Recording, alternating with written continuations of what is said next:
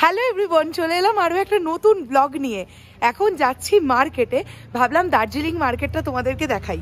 আমি আর ছোটদা, আমাদের হেঁটে সময় লাগবে 15 মিনিট, কিন্তু আমরা হেঁটেই যাব, কেননা এত ঠান্ডা আর হাঁটতে কোনো কষ্ট হচ্ছে না। তাই চলো মার্কেটটায় আমরা কিভাবে যাই সেটাও দেখাচ্ছি, এবং এই একই ব্লগের মধ্যে মার্কেটটাও তোমাদের দেখাচ্ছি। দার্জিলিং মার্কেটে কি কি পাওয়া যায়, কিরকম কি দাম, সবটাই দেখানোর চেষ্টা করব। তো ব্লগটা দেখতে থাকো, আর ব্লগটা ভালো লাগলে শেয়ার করে দিও, লাইক করে দিও, আর ফলো করে দিও আমাদের পেজটা। সাকিব ভাইয়ার ভিডিওগুলো কেমন লাগছে সেটাও জানাতে কিন্তু ভুলো না। মার্কেটে যাওয়ার পথে একটা দারুণ জায়গা দেখতে পেলাম, সেটা আগে তোমাদের দেখাই। জাস্ট দেখো বন্ধুরা, কি দুর্দান্ত পাহাড়ের ওপরে এই পুরো বিষয়টা।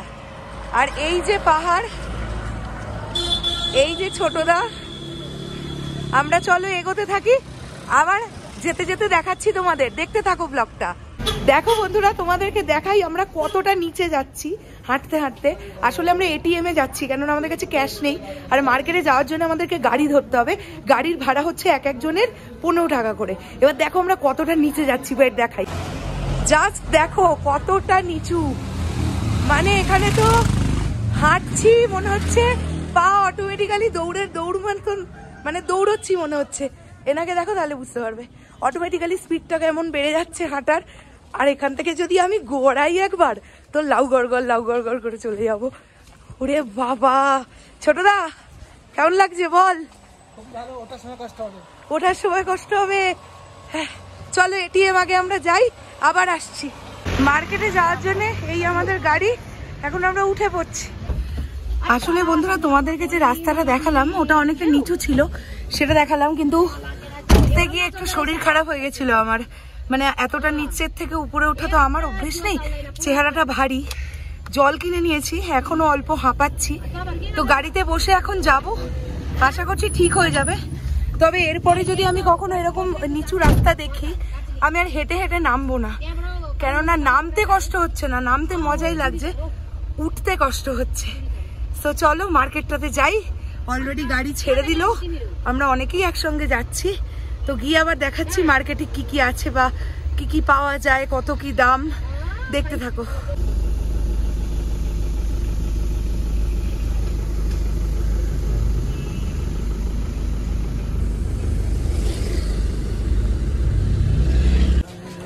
এই হচ্ছে দার্জিলিং এর মার্কেটের ভেতর। আমরা জাস্ট নাম এই দিকটাতেই ঢুকলাম, এখানে খাবার দাবারের দোকান ইত্যাদি ইত্যাদি দেখতে পাচ্ছি। আর চলো, এই যে ধরনের দোকান দেখা যাচ্ছে এগুলো আমাদের ওদিকেও দেখতে পাওয়া যায়, একই রকম। আলাদা দেখি কি দেখতে পাওয়া যায়, দেখতে থাকো।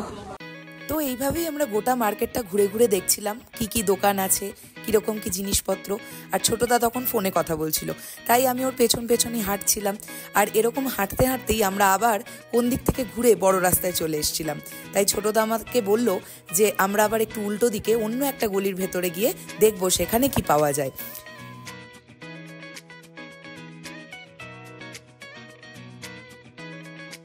হঠাৎ করে আসলে মেঘলা হয়ে গেছে, যদিও নীল দেখতে পাচ্ছ আকাশটা, বাট রোদটা নেই, তাই হঠাৎ আবার একটু ঠান্ডা লাগছে। যখন রোদটা উঠেছিল অতটাও ঠান্ডা লাগছিল না।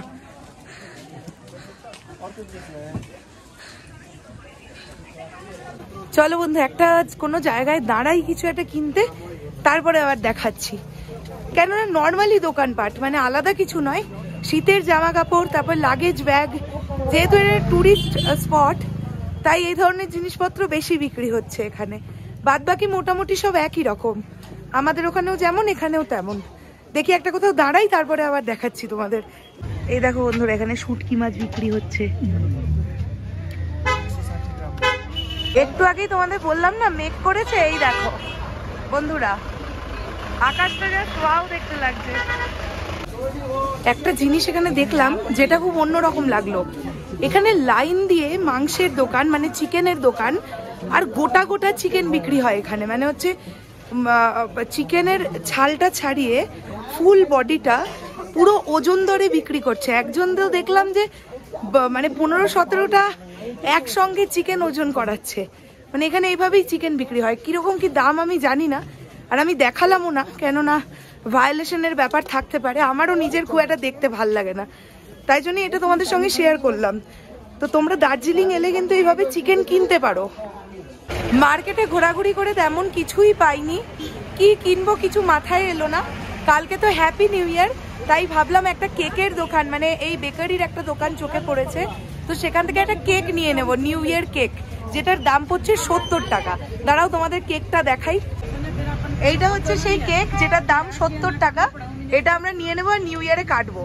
আর এই দোকানটা বেশ ভালো, অনেক রকমের বিস্কিট টিস্কিট পাওয়া যাচ্ছে, এইগুলো সমস্ত আছে, এইরকম কেকও আছে। দার্জিলিং এসেছি, মার্কেটে এলাম, কিছুই কিনবো না সেটা কি করে হয়। তাই একদম গাড়িতে ওঠার আগে একটা এরকম স্কার্ফের দোকান পেলাম। এখানে শীতের জামা কাপড়ের দোকান প্রচুর আছে।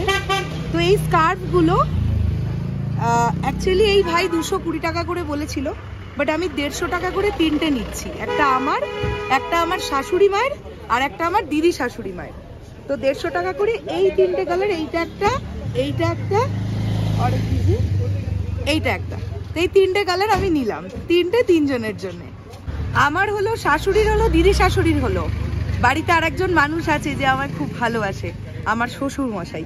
তো তার জন্য কি নেব, এই একটা টুপি নিলাম আর এই একটা, এটা গলায় পরার আর এটা টুপি, এই একটা সেট নিলাম।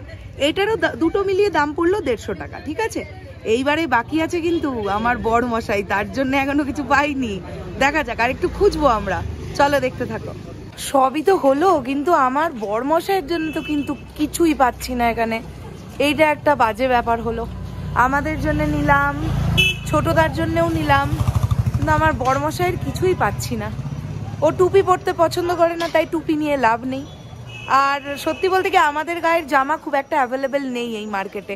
এক তো বড় বড় দোকানে হয়তো পাবো, কিন্তু সেই দোকানে আমি খুব একটা ঢুকিনি। তো দেখা যাক কি হয়। এখন আমরা গাড়ি ধরে নেব। এই ব্লগটা এটুকুই থাকলো। দার্জিলিং মার্কেটে এসে সবার জন্যই হলো, কিন্তু আমার বরের জন্যই কিছু পেলাম না, তো মনটা একটু খারাপ লাগছে। আর কি, অনেক খুঁজলাম, অনেক ঘুরলাম, প্রচুর উঁচু উঁচুতে উঠলাম। ফেরার পথে চোখে পড়লো একটা টয় ট্রেন, তাই ভাবলাম এই টয় ট্রেনটা দেখিয়ে এই ব্লগটা শেষ করা যাক। ভিডিওটা ভালো লাগলে লাইক, কমেন্ট, শেয়ার করে দেবেন। আর আমাদের চ্যানেলটাতে নতুন হলে চ্যানেলটা প্লিজ সাবস্ক্রাইব করে ফলো করে দিতে কেউ ভুলবেন না। তাহলে দেখা হচ্ছে নেক্সট ব্লগ নিয়ে খুব শীঘ্রই। এখনের জন্য সকলকে বললাম ভালো থাকবেন, সুস্থ থাকবেন।